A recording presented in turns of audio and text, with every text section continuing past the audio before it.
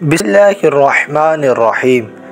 آج ہم علم غیب مصطفیٰ صلی اللہ علیہ وسلم پر دلائل کے ساتھ بات کریں گے کہ کیا آقا کریم صلی اللہ علیہ وسلم کو اللہ تعالیٰ نے علم غیب عطا فرمایا کہ نہیں، کیا اس پر قرآن و حدیث سے کوئی دلائل ہیں یا نہیں۔ قرآن پاک کی کئی آیت مبارکہ میں ہمارے پیارے نبی صلی اللہ تعالی علیہ وسلم کے مبارک علم غیب کا بیان موجود ہے۔ چند آیات ملاحظہ فرمائیے اور اپنی آنکھیں ٹھنڈی کیجیے۔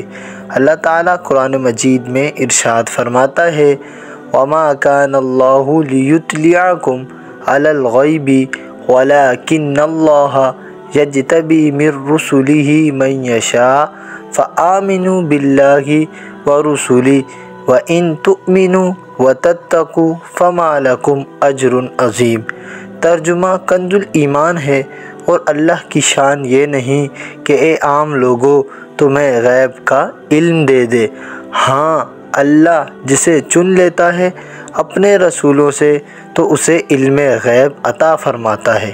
تو ایمان لاؤ اللہ اور اس کے رسولوں پر، اور اگر ایمان لاؤ اور پرہیزگاری کرو تو تمہارے لیے بڑا ثواب ہے۔ اب اس آیت کے شان نزول پر گفتگو کرتے ہیں۔ امام شہاب الدین احمد بن علی المعروف ابن حجر عسقلانی قدس سرہ النورانی نقل فرماتے ہیں، نبی کریم صلی اللہ تعالی علیہ وسلم نے صحابہ کرام سے فرمایا، میری امت مجھ پر ایسے پیش کی گئی جیسے حضرت آدم علیہ السلام پر پیش کی گئی تھی، تو میں نے جان لیا کہ کون مجھ پر ایمان لائے گا اور کون کفر کرے گا۔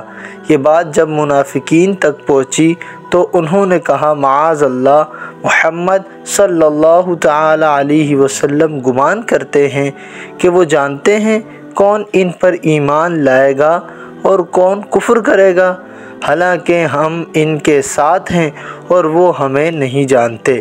اس پر یہ آیت کریمہ نازل ہوئی۔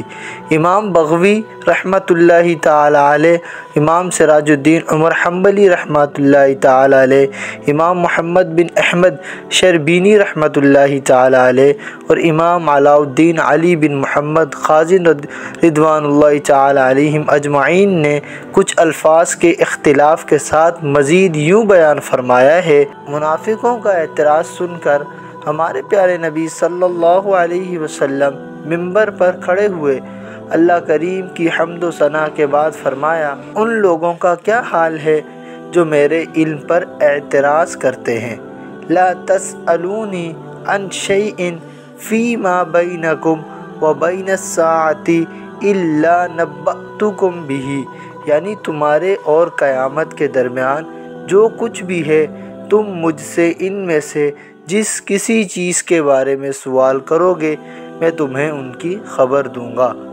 حضرت سیدنا عبداللہ بن حذیفہ سہمی رضی اللہ تعالیٰ عنہ نے کھڑے ہو کر کہا، من ابی یا رسول اللہ صلی اللہ علیہ وسلم، یعنی یا رسول اللہ صلی اللہ علیہ وسلم میرا والد کون ہے؟ ارشاد فرمایا حذیفہ۔ پھر حضرت عمر رضی اللہ تعالی عنہ نے کھڑے ہو کر عرض کی، یا رسول اللہ صلی اللہ علیہ وسلم، ہم اللہ پاک کے رب ہونے، اسلام کے دین ہونے، قرآن کے امام و پیشوا ہونے اور آپ صلی اللہ تعالی علیہ وسلم کے نبی ہونے پر راضی ہوئے۔ اللہ پاک آپ کے درجات بلند فرمائے، ہمیں معاف فرما دیجئے۔ نبی کریم صلی اللہ علیہ وسلم نے 2 مرتبہ فرمایا، فَهَلْ أَنْتُمْ مُنْتَهُونَ، تو کیا تم باز آئے؟ پھر منبر سے نیچے تشریف لے آئے۔ اس پر اللہ پاک نے یہ آیت نازل فرمائی۔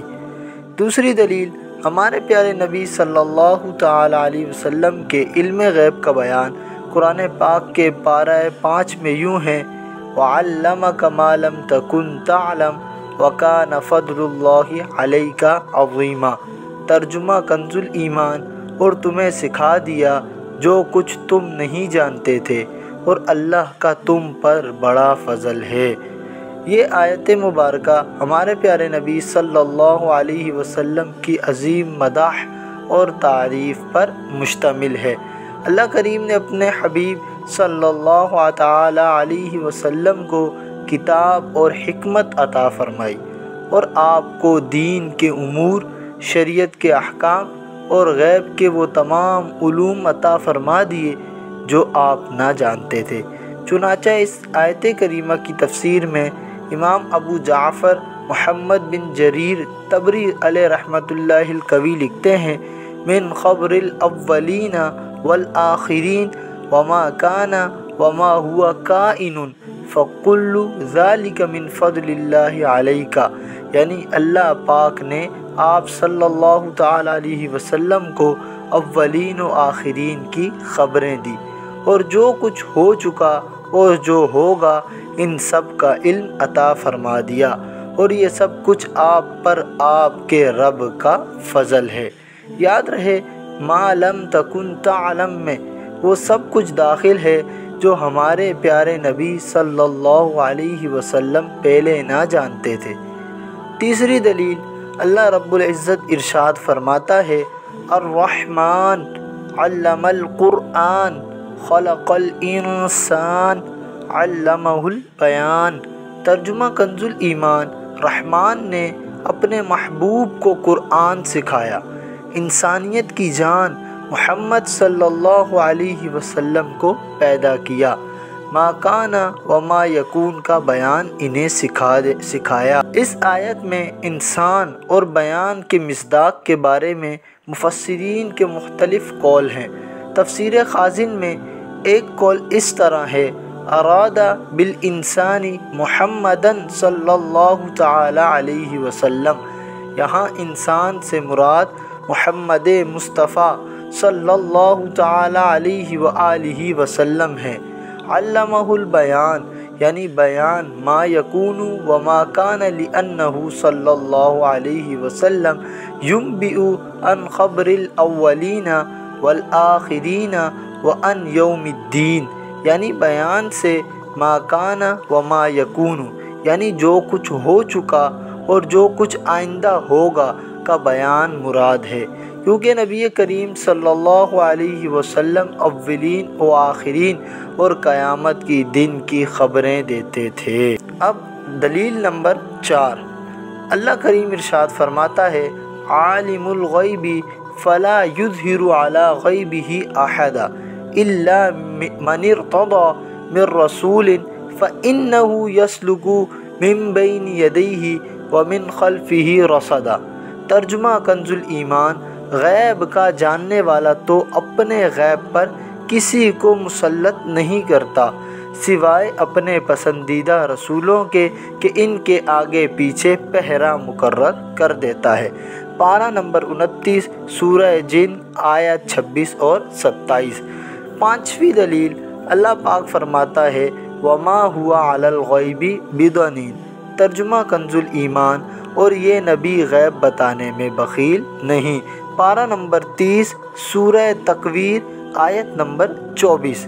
اور کوئی غیب کیا تم سے نہاں ہو بلا، جب نہ خدا ہی چھپا تم پہ کروڑوں درود۔